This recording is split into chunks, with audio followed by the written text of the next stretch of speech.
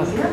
La Facultad de Derecho, por parte de la doctora Magdalena Castañeda Rivas, directora de la facultad, y del licenciado Fausto Ledesma Rocher, jefe de la división de Universidad Abierta, les da la más cordial bienvenida. En esta ocasión vamos a tener el gusto de tener a la maestra María Elena Lugo Garfias con una ponencia de trata de personas, que es un tema muy importante. Me permiten, voy a leer una pequeña semblanza curricular. La maestra María Elena Lugo Garfias es licenciada en Derecho por la Facultad de Derecho de la UNAM, es especialista en Derechos Humanos por la Facultad de Derecho de la División de Estudios de Posgrado de la UNAM, es doctoranda en Derechos Humanos por investigación en la Universidad Nacional de Educación a Distancia en Madrid. Como experiencia académica es investigadora de la CENADE desde el 2002. Es profesora por asignatura en las especialidades de Derecho Constitucional y Derechos Humanos en la Facultad de Derecho de la División de Estudios de Posgrado de la UNAM.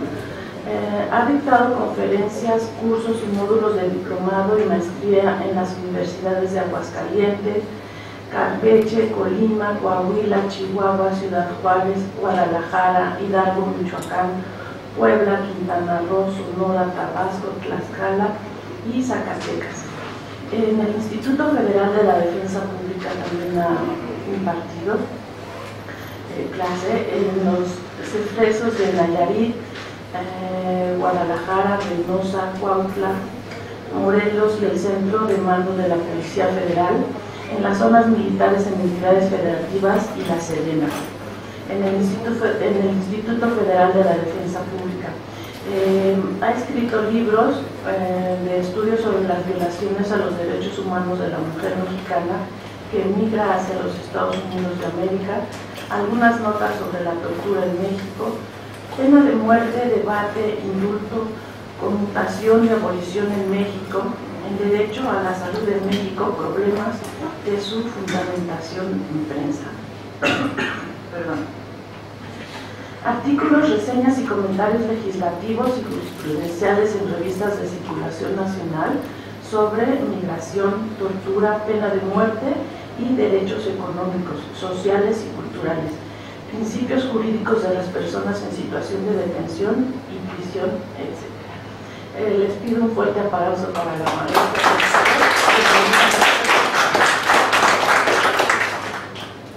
Gracias por la amable presentación. Buenos días. El tema que nos compete en esta ocasión es la trata de personas y derechos humanos. Si en unos momentos más tendremos la posibilidad de ver algunas diapositivas, pero vamos comenzando. Este tema es muy importante porque va de la consideración de una persona como persona a su reducción, a su cosificación y a su mercantilización. Entonces, en este sentido hay que hacer conciencia al respecto. Este tema vamos a abordarlo desde los siguientes aspectos. En primer lugar, lo que sería la trata de personas desde la legislación, por supuesto. Voy a mencionar alguna estadística mundial en víctima de tratas para ver la dimensión de la problemática y abordaremos algunos casos sobre la trata. En principio, los derechos humanos en nuestro orden jurídico nacional los tenemos establecidos en nuestra Constitución. El párrafo primero del artículo primero es muy claro cuando habla de que todas las personas podremos gozar de los derechos humanos que están allí establecidos y los reconocidos en los tratados internacionales de los que el Estado mexicano sea parte. Entonces, en este sentido, sabemos que están dirigidos a todos. La trata, ¿qué es la trata? Tenemos diversos instrumentos en el tiempo que nos han ido tratando de especificar cuál es el contenido de esta expresión.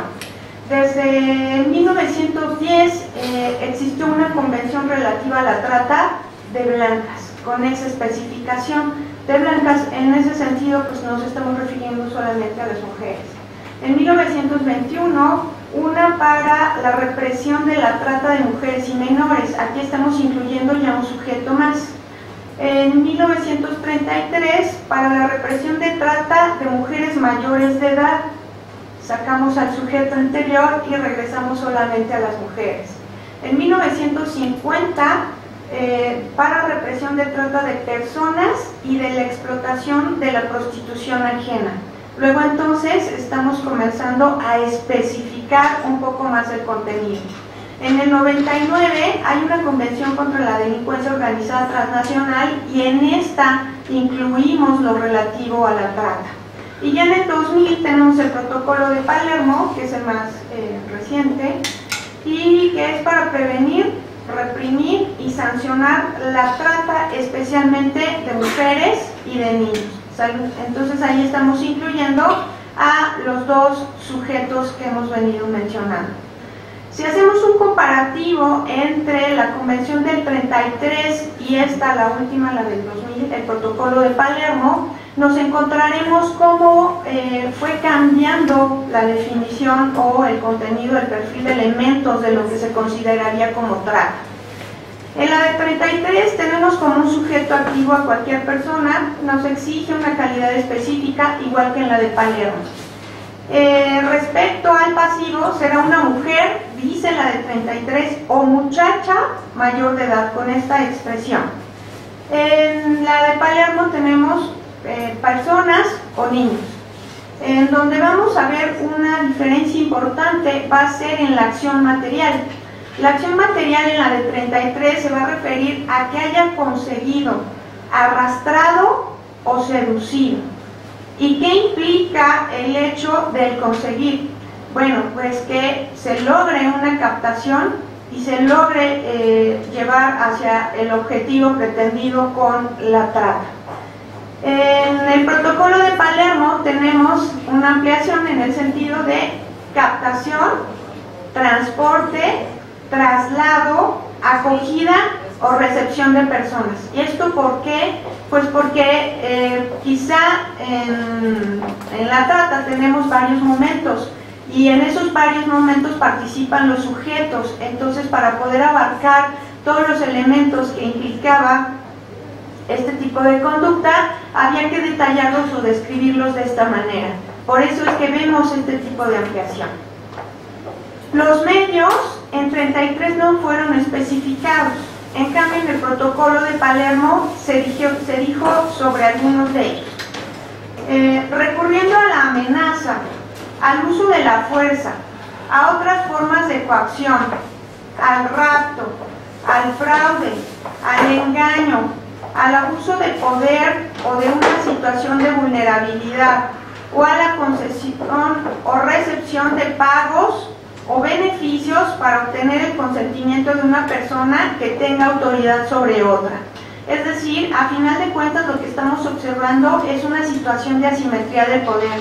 Y en esta asimetría del poder, no obstante, en un siglo XXI nosotros pensaríamos que no sería fácil, que se presentara una situación en la cual una persona, una mujer, pudiera, me refiero a mayor de edad, pudiera llegar a ser engañada, seducida, para efectos de posteriormente, pues explotarla, particularmente en el aspecto sexual, ¿verdad? Sí ocurre. Y sí ocurre porque hay diferentes medios, como acabamos de ver, para conseguirlo. Entonces, estos medios son muy importantes y como lo vimos desde la de 33, se refiere a ese engaño bajo el cual va a caer la mujer. Tratándose de la niñez, pues por supuesto que no habría duda de esto, ¿no? Los fines, estos fines también van a tener una evolución importante porque ocurre que en 33 se describieron como satisfacer pasiones ajenas. Seguimos hablando de la explotación sexual.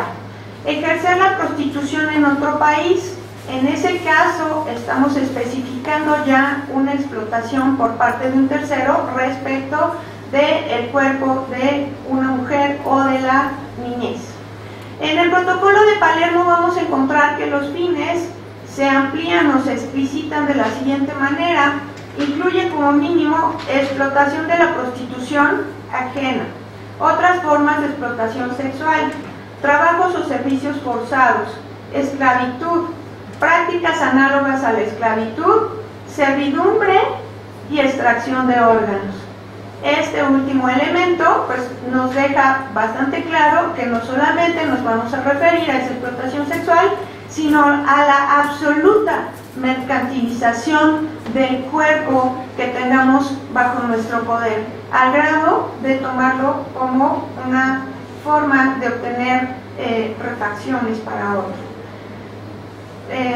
Tengo aquí un comparativo entre el Código Penal para el Distrito Federal, la Ley para Prevenir y Sancionar la Trata de Personas del 2007, y la Ley General para Prevenir y Sancionar y Erradicar los Delitos en materia de trata de personas y para la protección y asistencia de las víctimas de estos delitos, que es el nombre de la ley del 2012.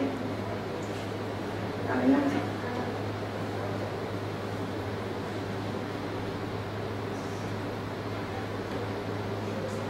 Hago el comparativo para que nos percatemos si efectivamente en cada una de estas normas jurídicas vamos a encontrar los elementos que acabamos de describir del tratado internacional.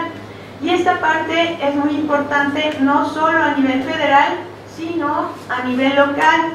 Y esto nos interesa para verificar que efectivamente se han incluido, y en ese sentido hay una uniformidad, porque a final de cuentas vamos a encontrar que el bien afectado, ¿verdad?, es el mismo en todos los casos. Luego entonces debiera haber esta uniformidad y debiera haber una uniformidad particular por lo que hace a las sanciones en esta situación. Ahí vemos que en los tres casos, tanto el sujeto activo como el pasivo es el mismo, y esto coincide con los tratados internacionales. En el acto material vamos a ver pues también un listado, sin embargo es la del 12 la que lo amplía, mostrándonos cada uno de los momentos, ¿verdad?, en que hay algún tipo de participación por diferentes sujetos activos. Y esto importa, sí importa para efectos de el tipo de organización y el tipo de trata que está participando en ella. Ahorita vamos a ver otro cuadro con ese desglose. En los medios nos percatamos, ¿verdad?, que en la ley del 2012 estos van a ser muy amplios. Se va a extender, ¿verdad?, a hacer una explicitación mayor en torno a la trata. Vemos que no solo se habla de la explotación sexual, cuando quizá quedaba entre los elementos mencionados en las anteriores, sino estamos hablando de la laboral, estamos hablando del trabajo forzado, estamos hablando de la mendicidad y la explotación en general como un fin, ¿sí? Entonces tenemos unos fines mucho más amplios. La explotación pues puede ser sí por medio de esclavitud, por medio de la servidumbre, así como suena en siglo XXI la servidumbre, a través de la prostitución ajena, la laboral, el trabajo forzado, una mendicidad, la utilización de las personas menores de 18 años en actividades ilícitas, los niños sicarios que hemos escuchado en las noticias, ¿no?, por decir algo, la adopción ilegal de una persona menor de 18 años, un matrimonio forzoso, tráfico de órganos o hasta una experimentación biomédica ilícita en seres humanos. La esclavitud, pues cuando no permito que la persona, ¿verdad?, ejerza su capacidad de libertad, de libre voluntad sobre su propia persona y sobre sus bienes. Luego entonces la reduzco, la cosifico, como iniciamos diciendo, a una propiedad. La servidumbre, cuando un deudor se haya comprometido a prestar sus servicios personales a los de alguien sobre quien se ejerce autoridad, como una garantía. No se aplica el pago de la deuda, o si no, se limita su duración ni se define su naturaleza. Simplemente me debes, pues ahora vas a trabajar para mí.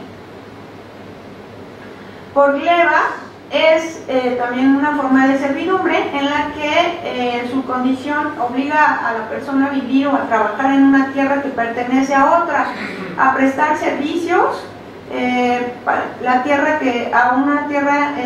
tierra que pertenece a otra persona y a ejercer derechos de propiedad sobre otras personas. La prostitución ajena pues es una actividad sexual remunerada, pero pues obligada de alguna forma. La explotación laboral con engaños, normalmente va a haber cualquier cantidad de engaños. En uno de los casos abundamos sobre esto, ahorita lo explicamos. El trabajo o servicio forzado por medio del uso de la fuerza, ¿verdad? Amenaza, y aquí pues encontraremos la participación de una organización criminal. El daño grave o amenaza que ponga a la persona en condiciones de vulnerabilidad. El abuso o amenaza en una situación migratoria irregular y que someta a condiciones injustas o que atenten contra su dignidad. La mendicidad forzosa, cuando se obliga a otra persona a pedir en las calles o se utiliza la figura del bebé, la señora en los semáforos cargando al bebé, quizá no es su bebé, quizá este bebé ha sido utilizado, ¿verdad?, prestado o a cambio de una cantidad de dinero prestado para estos efectos. Las personas adultas mayores, los lesionados, el que trae la receta, el que nos dice ayúdame para comprar mi medicina. La utilización de personas menores de 18 años en actividades delictivas que pueden ir, como decíamos, el menor sicario, una cuestión de terrorismo, contra la salud, falsificación o alteración de moneda, en materia de hidrocarburos, operación con recursos de procedencia ilícita, acopio y tráfico de armas, una lista muy larga en la que pueden participar menores de edad. Adopción ilegal, el matrimonio forzoso o servil, cuando se obliga a contraer matrimonio a una persona de manera gratuita a cambio de un pago o dinero en especie a sus padres. Esto puede todavía llegar a presentarse, o bien se casan con la persona para después prostituirla, ¿verdad? Este tipo de situaciones se pueden presentar. El tráfico de órganos y por último la experimentación biomédica ilícita. ¿Cuáles son los bienes jurídicos tutelados en estas formas de explotación que acabamos de comentar? Por supuesto la vida, porque puede ir la vida en alguna de estas acciones. La integridad física y psicológica es la principal, es la primordial, particularmente cuando vamos a tener sobrevivientes, salud o personas que se escapan de esta situación de explotación. Todas las personas, explican los psicólogos y los psiquiatras, tenemos una forma de almacenamiento de la información neurobiológica que es funcional o disfuncional. ¿Cómo traducimos esto en palabras coloquiales? Somos más o menos aprensivos a lo que nos está ocurriendo. Si nosotros somos más aprensivos, por supuesto que cualquier alteración en nuestra vida diaria nos va a producir una crisis psicológica. Una crisis psicológica que puede llevarnos a un trastorno mental. Hemos escuchado sobre el trastorno de estrés postraumático. Cuando vamos por la calle y sufrimos un asalto, de repente ya el siguiente día, la siguiente semana, el siguiente mes ya no queremos pasar por ahí, o si pasamos tenemos miedo. Eso quiere decir que informamos neurobiológicamente la información de lo que nos ocurrió de manera disfuncional o aprensiva. Bueno, pues una persona que se encuentra en una situación de trata donde quizá la enamoraron o la sedujeron y posteriormente le prometieron matrimonio y la pusieron a ejercer prostitución, pues va a tener una afectación de tipo psicológico muy importante, porque está ocurriendo dentro de su línea de vida normal, ¿verdad? Una alteración de grado tal, porque además no es un acto que se termina en una sola ejecución, que es en un solo momento. Si va a ser explotada sexualmente, va a ser durante un periodo hasta que ella pueda salir de eso, si es que puede. Entonces va a tener una afectación muy importante. La dignidad, este es un tema muy amplio, no se puede comentar tan rápidamente, sin embargo sí hacemos un comentario al respecto en el sentido de que la expresión puede ser llenada. Hay muchas ocasiones en que estas expresiones se dice que son de contenido vacío. ¿Cómo de contenido vacío? ¿Qué es lo que podemos agregar a ella? Pues dependiendo de la postura, de la corriente teórica que nosotros querramos seguir. Entonces, en este sentido, la dignidad, yo les ofrezco una formulita que es con la que yo estoy de acuerdo, y es la condición de persona, ¿sí?, que nos permite el libre ejercicio de la voluntad, por medio del cual y en condición de la cual podemos exigir el respeto de lo debido integrado por los derechos humanos. ¿Y por qué esta? Porque no obstante que hay otras explicaciones al respecto, por ejemplo, en torno a la alteridad, somos sujetos de derecho, ¿verdad? Explica Lévinas. Y podemos ser sujetos del rostro, el rostro del otro, en una consideración de alteridad. Mi dignidad está en tu dignidad. Si yo me reconozco en ti, entonces soy persona digna. Pero yo sigo creyendo que existe la posibilidad de que todos tomemos la decisión de respetar al otro por nosotros mismos. Por eso esa condición de persona con libre voluntad me permite, ¿verdad?, exigir el respeto de mis derechos humanos. Ahí la dignidad. Para cerrar ese punto, existe otra interpretación más. Esta es dada en los 70s por un español que es Manuel García Pelayo. Él dice que si bien es cierto, anteriormente se consideraba que la dignidad daba lugar a derechos de acuerdo a lo que nosotros expresamos, hoy en día es también importante, dice él, que primero tengamos cubierta nuestra concepción, nuestra base socioeconómica de derechos para poder ejercer los individuales. Entonces tenemos ya ahí un círculo completo. Yo, como les digo, creo que existe la posibilidad de que tomemos la decisión de respetar al otro porque nosotros así lo queremos. Su dignidad es afectada, sí, porque no pueden, ¿verdad?, tomar una decisión en torno a continuar con esa persona, a trabajar como en una explotación laboral, como se les está indicando, a pues dedicarse al sexo servicio si es que eso desean. No tenemos esa libertad. Al libre desarrollo físico, psíquico y emocional, que va muy de la mano de esta libertad que mencionamos, una libertad personal, laboral y sexual. Ahí vemos el fundamento establecido en tratados internacionales de todos estos derechos. De nuestra Constitución, pues nosotros lo conocemos mejor. Los casos en estadística.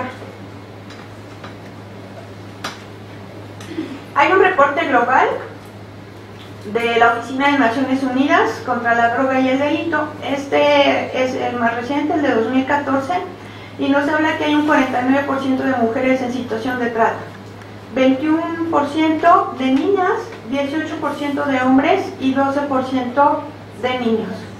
Luego entonces este ilícito, ¿verdad?, es el que pues nos deja muchas mayores ganancias, porque nos da la posibilidad de captar, de enganchar a la mercancía sin tener que hacer una gran inversión.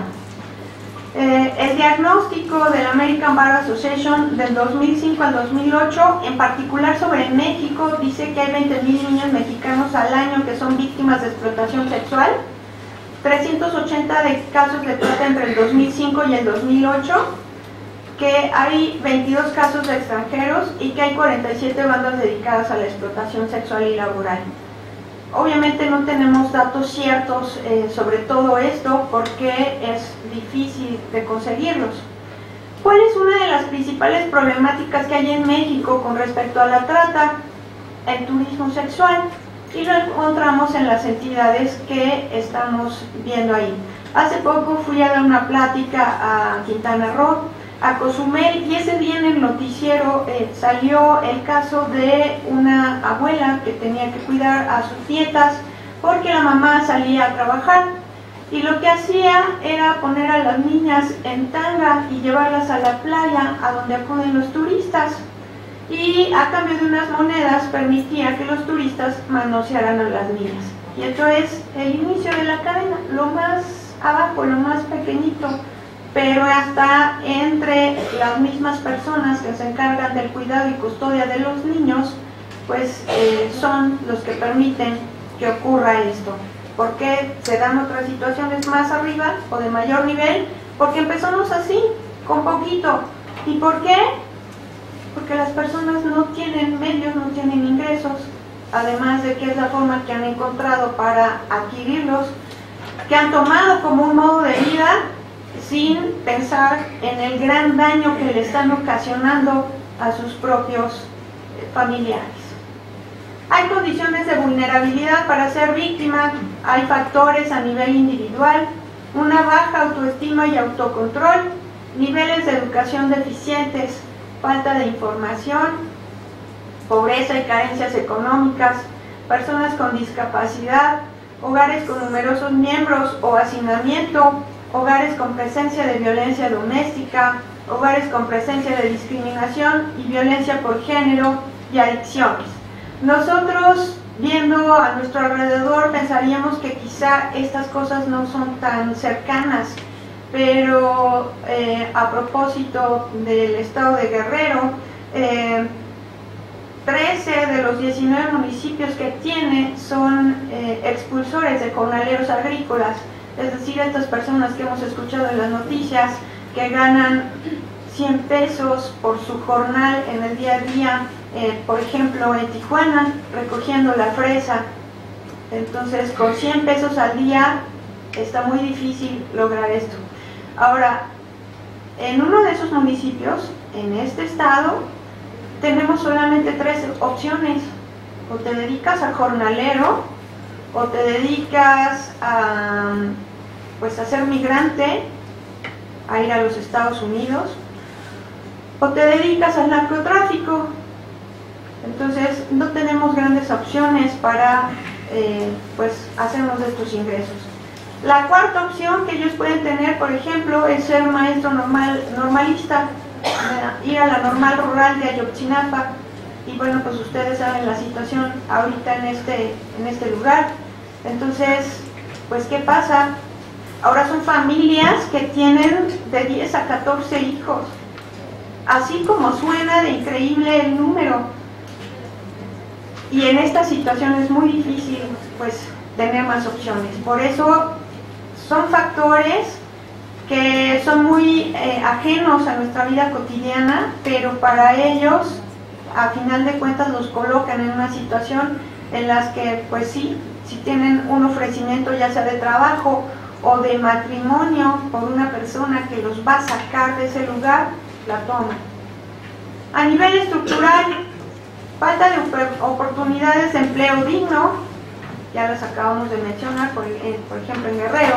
Políticas económicas como retiro de programas de apoyo al campo y a las familias, inflación, urbanización creciente, inmigración, ambiente social de discriminación racial y de género, fomento al turismo sexual y alta demanda de personas del servicio doméstico, trabajadores en la agricultura e industria, existencia de redes de tráfico de personas, desconfianza en las instituciones, falta de redes de apoyo o capital social, políticas migratorias restrictivas, desinterés de los gobiernos por limitar la trata y corrupción.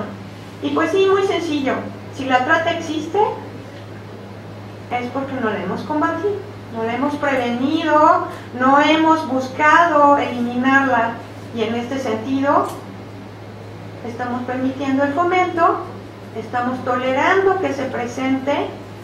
Les puedo comentar que por parte de la Embajada de los Estados Unidos en México, constantemente se hacen cursos dirigidos a servidores públicos, particularmente de las procuradurías. En alguna ocasión me tocó participar en uno que se dio en Morelos hace como un año, o 2 años y medio, algo así. Y cuando nos dirigimos a las personas que trabajan en Procuraduría, dijeron explícitamente no saber qué era la trata, no haber atendido nunca en su vida una denuncia de hechos por trata, obviamente pues nunca han conformado una investigación, es decir, no hay el interés si es que ha habido algún tipo de denuncia, por perseguir este delito. Así vemos que dentro de la trata buscamos una explotación, la sexual, nos dice este mismo reporte global, es del 48%, la laboral del 47%, y hay otras formas de explotación, recuerden ustedes, las mencionamos, quizá el tráfico de órganos sea una de las que sean más representativas, con un 4%, pero la sexual y la laboral son las que encabezan. Ahora, lo que mencionamos sobre los sujetos es porque al final de cuentas nos genera una tipología en la organización de la trata y podemos encontrar que hay operaciones locales, es decir, individuales de un sujeto en particular, subregionales y transregionales. Entonces vamos a encontrar que en el primer caso habrá un flujo de trata doméstico o a corta distancia, una sola persona, el seductor que engañó a la mujer, que le prometió matrimonio y que ahora la prostituye. Luego entonces pues hay un solo tratante, hay una víctima y hay una explotación por esa pareja estable, por llamarle de alguna forma. Puede haber un cruce de fronteras o no, y pues no hay una organización, puesto que se trata solo de una persona. En el subregional veremos un flujo de trata entre subregiones o subregiones vecinas, donde hay ya un grupo de tratantes, hay más de una víctima y hay beneficios económicos que van a depender de la cantidad de víctimas, ¿verdad? En este caso también podemos encontrar el cruce con o sin documentación de fronteras y una organización delincuencial según el número de las víctimas. En una operación transregional, donde ya vamos a cruzar definitivamente las fronteras, pues habrá un flujo de trata que implique largas distancias y por tanto diferentes regiones. Así la delincuencia organizada en la trata estará presente. Habrá un amplio número de víctimas y altos beneficios económicos. Entonces encontraremos un cruce que siempre va a requerir de documentación y ahí lo que estamos viendo pues ya es una colusión y una corrupción para poder llevar a cabo todo esto, que va a generar que requiramos de una organización mucho más sofisticada durante la operación para poder llevarla a cabo. En el caso de América del Norte, Centroamérica y Caribe, encontramos que la trata se da un 58% al interior y un 42% fuera, es decir, no todas las personas van a ser sacadas del país. Y en el caso de esta región, que es como se maneja por regiones el informe, las personas que salen de la misma van a Europa Central. Entonces, allá podemos encontrarlas. ¿Qué nos ha dicho la Suprema Corte de Justicia al respecto? Bueno, pues tiene algunas tesis sobre la trata de personas y nos dice que la defensa de un activo no puede llevarse a cabo aún con la argumentación de que la persona tratada consintió en realizar el acto, consintió en trasladarse, en ir del lugar de origen al lugar de destino para, por ejemplo, llevar a cabo una situación de prostitución. Entonces, este no es argumento para que pueda considerarse o excluirse algún tipo de responsabilidad por parte de la persona que lleva a cabo un trato. Vamos a encontrar también otra en la que se habla de un elemento normativo y nos habla del conseguir. Conseguir, recuerden cómo se hizo en los tratados internacionales, un desglose de qué íbamos a entender por el mismo, y es el reclutamiento, y el medio, pues sea fuerza o sea seducción, va a estar implícito, ¿sí? Entonces, engancharla, captarla, conseguirla para llevar a cabo el objetivo. La trata de personas, dentro de una definición, ¿verdad?, lo hace a través del desglose de elementos. Y vemos ahí la actividad entendida como esta captación, transporte, traslado, acogida y recepción. El medio con amenaza, decíamos, u otras formas de coacción, rapto, fraude, engaño, abuso. Esto pues nos está permitiendo ver que la Corte ha tomado en cuenta los elementos de los tratados internacionales. El propósito, por supuesto, la explotación de una persona. Otros casos que no sean estadísticos, ya en el hecho, bueno, pues encontramos, por ejemplo, las recomendaciones de la Comisión Nacional de los Derechos Humanos. Una de ellas, la más reciente, es esta, la 63 del 2013, es sobre el caso de indebida procuración de justicia en agravio de Q1 y B1, presunta víctima del delito de trata de personas, Q quejoso, B víctima. El 13 de agosto del 2008, un adolescente de 14 años que estaba pasando sus vacaciones en Reynosa, Tamaulipas, pues se sale a la calle y ya no regresa. Se avisa a sus padres y entonces los padres se trasladan a Reynosa, comienzan pues a buscarlo, a ver qué es lo que pasó. Al siguiente día, ¿verdad? Y el 1 de septiembre, es decir, en 2 ocasiones, acuden ante el MP y el MP no inicia una denuncia, sino simplemente levanta un acta. El 14 de junio del 2011, es decir, 8 a 9 a 10 a 11, 3 años después, se presenta queja ante la comisión respecto de la actuación de la autoridad ministerial de Tamaulipas, porque por supuesto el menor no había aparecido. La quejosa recibe información de que era explotado sexualmente en Acapulco, Guerrero, es decir, de alguna manera este adolescente, ¿verdad? Fue secuestrado, fue raptado, fue engañado y se lo llevaron. El 17 de abril del 11, la PGR comunica el inicio de una averiguación previa por homicidio de persona con rasgos fisonómicos coincidentes con los del desaparecido. Y entonces piden a la madre de la víctima pues que acuda a identificar los restos. Lo hace, pero pide el acompañamiento de la CNDH. Cuando CNDH solicita información, pues no hay constancia ni siquiera del acta circunstanciada, mucho menos el inicio de una averiguación previa de la desaparición del adolescente en el 2008. Es decir, la autoridad pues no hizo nada. El 17 de abril el agraviado fue privado de la vida y el MP de Guerrero también omitió realizar acciones de investigación sobre los hechos.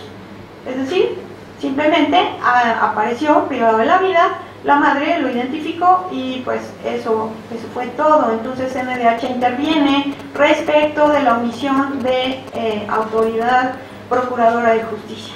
¿Qué tenemos aquí? Pues un acto material con posible privación de la libertad respecto del adolescente. No observamos medios porque no sabemos qué fue lo que ocurrió y los fines pues eran posible explotación sexual de acuerdo a la información que obtuvo la madre de este menor. Tenemos una más, esta es del 2009 y es sobre el caso de 65 migrantes mexicanos contratados para trabajar en la isla Bimini en Bahamas. 7 agraviados fueron captados por una pareja, un hombre y una mujer, de la empresa RAP Bahamas y Ocapo Group, para trabajar en la industria de la construcción. Su sueldo sería de $800 más bonos de productividad. Si nosotros traducimos o vemos el tipo de cambio, quizá pensemos que no sea una importante cantidad de dinero semanal, pero para ellos sí. Para ellos sí, porque si aquí en México no lo ganan ni en pesos, mucho menos en dólares. Hubo una firma de un contrato el cual venía redactado en inglés y no todas las personas manejamos el idioma. La aeronave en la que fueron transportados realizó varios vuelos durante el 2007, es decir, aquí estamos observando, ¿verdad?, que esta actividad ya venía desenvolviéndose de manera reiterada. En diversas páginas de internet había ofertas similares, es decir, sí había ya una estrategia de captación, de reclutamiento de personas para llevarlas a trabajar a este lugar. Al llegar, personal de esa empresa retuvo sus pasaportes y los amenazaron con ser puestos a disposición de la autoridad migratoria.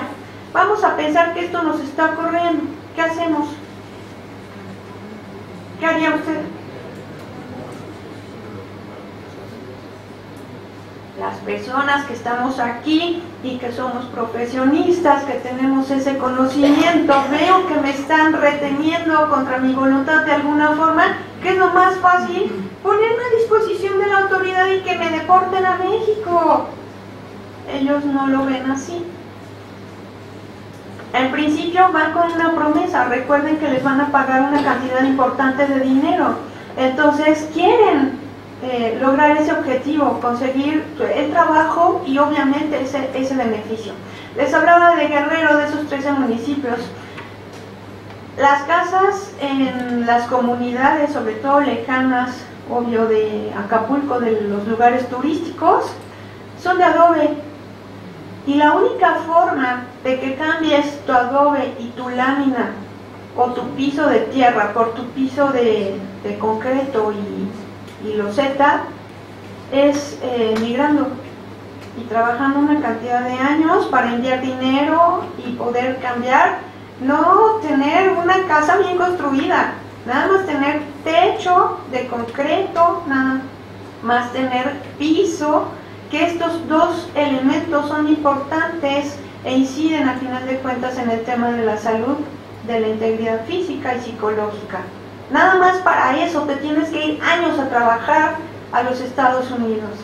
Entonces, imagínense las personas que prefieren aguantar y quedarse retenidos, explotados laboralmente, ¿verdad?, en lugar de regresar, porque están esperando ese pago.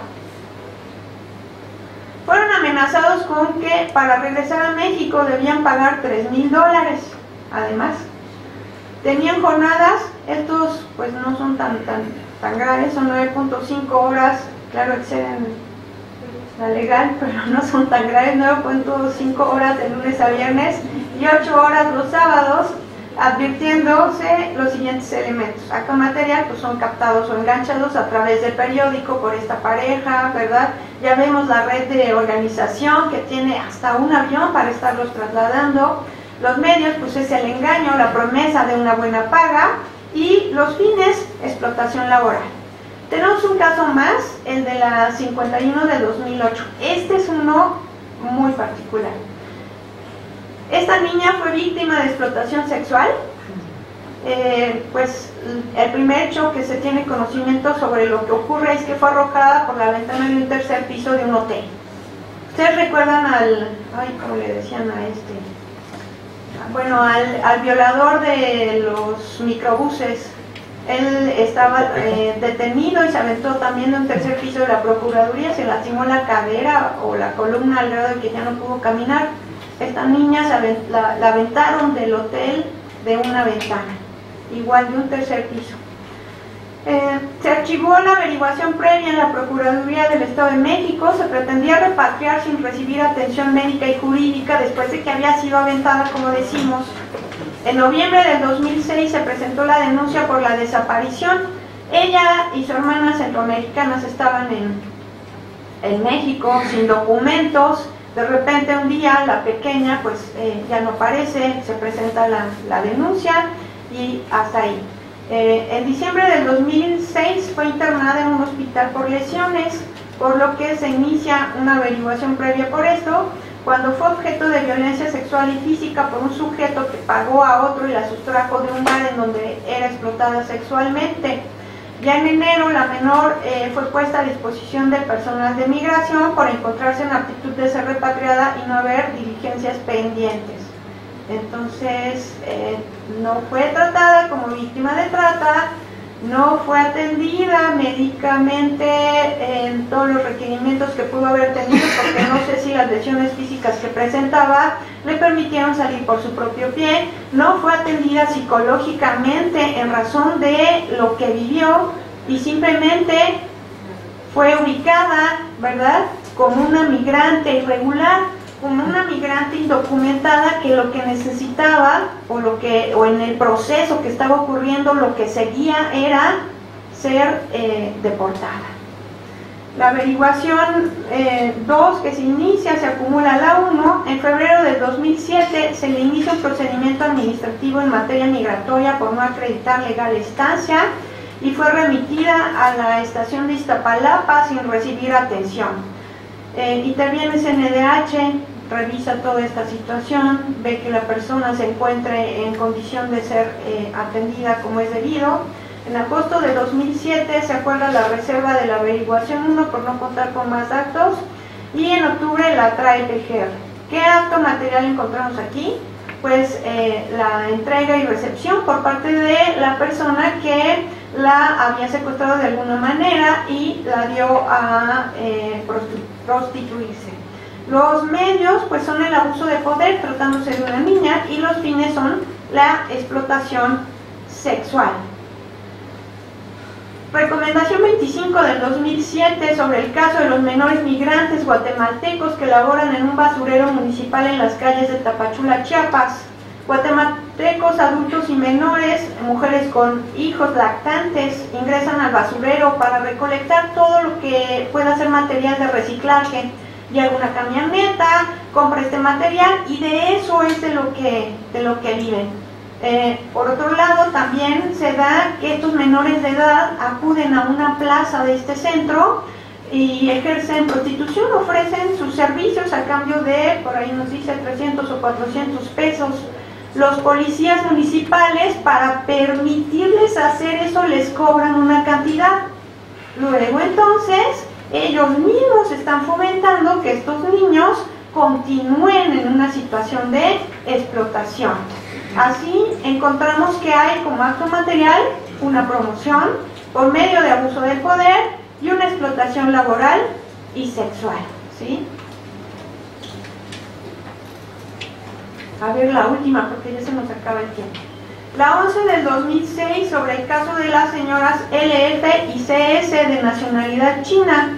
Las señoras fueron contratadas en China para trabajar en una maquiladora en condiciones laborales que no fueron respetadas.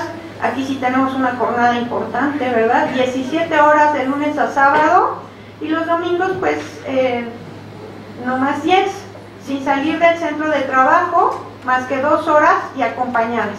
Y su salario era objeto de descuentos por multas. Sus documentos de viaje fueron retenidos de la misma forma que con los que fueron a Islas Bimini. El acto material, captados o enganchados, el medio pues es el engaño y los fines es la explotación laboral. Entonces, como nos estamos dando cuenta, sí, se reduce a la persona, sí, se le cosifica y entonces se le mercantiliza, ya sea para la explotación sexual o para la laboral, o bien para la extracción de órganos. Hay autoridades que participan, que con su promoción, el fomento, como en el caso de los policías y los niños de Chiapas, o tolerando, o omitiendo, no investigando, ¿verdad? Están generando que esto se siga dando. O bien, desinterés, ignorancia, desconocimiento, en el caso de Procuraduría en el estado de Morelos, que yo les decía que no tenían la menor idea sobre la existencia de este tipo de ilícito. Entre las personas, trato digno y respetuoso para que cambiemos, para que vayamos, para que arribemos hacia una mejor forma de relacionarnos entre servidores públicos y personas, trato ético y profesional. De lo contrario, pues estaremos aquí dentro de 20 años quizá comentando pues la estadística de ese año, pero el mismo problema. ¿Cómo lo cambiamos? Con lo que podemos hacer desde nuestro espacio individual, estructuralmente contribuyendo todos con esto, pero desde nuestro espacio individual sí podemos. ¿Nos importa lo que hace el vecino? No, no nos importa, nos importa lo que hacemos nosotros, nos importa con lo que podemos contribuir nosotros. Es que eso no cambia nada, pues quizá el cambio no lo vayamos a ver, quizá el cambio lo vayan a tomar generaciones futuras, quizá ellos, pero nosotros podemos contribuir más pronto o más tarde, pues depende de nuestra contribución. Gracias. ¿Tenemos alguna pregunta? ¿No? Gracias por su asistencia. Bueno.